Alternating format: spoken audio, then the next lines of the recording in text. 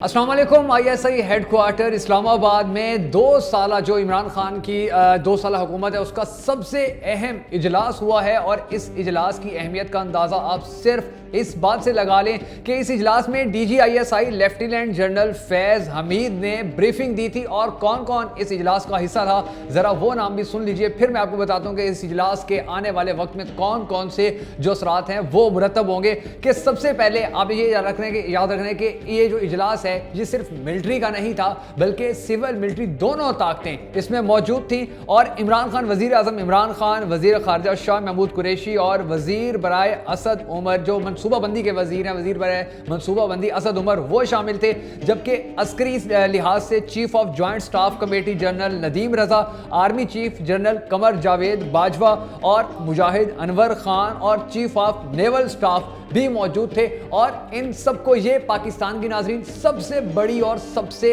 اہم شخصیات ہیں، یعنی کہ وزیر اعظم جو پاکستان کا مالک ہے، جو پاکستان کے بارے میں جانتا ہے کہ پاکستان کو کس طرح لے کر چلنا ہے، پاکستان کے بارے میں فیصلے لینے ہوتے ہیں وزیر اعظم نے۔ اسی طرح دوسری طرف جو ہماری مختلف افواج ہیں، بحری فوج ہو، بری فوج ہو یا فضائیہ ہو، وہ بھی ان کے جتنے بھی سب سے بڑے عہدے ہیں، جن کے پاس عہدے ہیں، وہ ساتھ بیٹھے ہوتے ہیں، افسران ساتھ بیٹھے ہوئے تھے۔ اور پھر ان سب کو جس شخصیت نے بریفنگ دی ہے وہ پاکستان کی بقا کی، یعنی کہ جو ادارہ وہ چلا رہے ہیں اس ادارے کو پاکستان کی بقا کی آخری لکیر سمجھا جاتا ہے، یعنی کہ پاکستان کی جو بقا ہے وہ اس ادارے کے بغیر ممکن نہیں ہے، اور وہ ادارہ ہے ہر پاکستانی کی آواز ISI۔ ان کے جو DG ISI ہیں انہوں نے بریفنگ دی، اور بریفنگ کے اندر یقینی طور پر یہی بات کی گئی ہے کہ کس طرح اپنے ملک کو بچانا ہے، کیونکہ حالات ناظرین ہمارے ارد گرد کے جو ممالک کے حالات ہیں وہ بڑے خراب ہوتے جا رہے ہیں۔ اب آپ نے دیکھا کہ کس طرح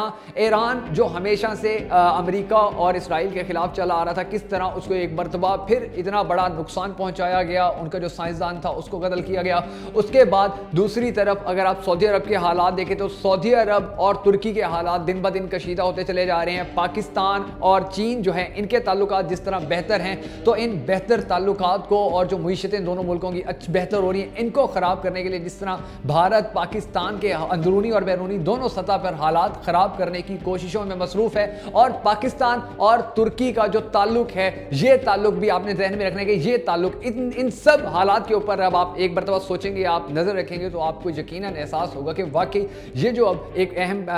جو میٹنگ ہوئی ہے، اس میٹنگ کے بعد پاکستان کا جو دفاع ہے انشاءاللہ وہ مزید مضبوط ہو جائے گا۔ پاکستان کو دشمنوں سے بچانے کی جو کوششیں کی جا رہی ہیں انشاءاللہ وہ مزید تیز ہو جائیں گی، اور پاکستان کو نقصان دینے والے جو عناصر ہیں، جو ممالک ہیں، جو پاکستان کا امن خراب کرنا چاہتے ہیں، پاکستان کی ترقی روکنا چاہتے ہیں، ان کی سازشوں کو روکنے کے لیے، ان کی سازشوں کو ناکام بنانے کے لیے، ان کی سازشوں کو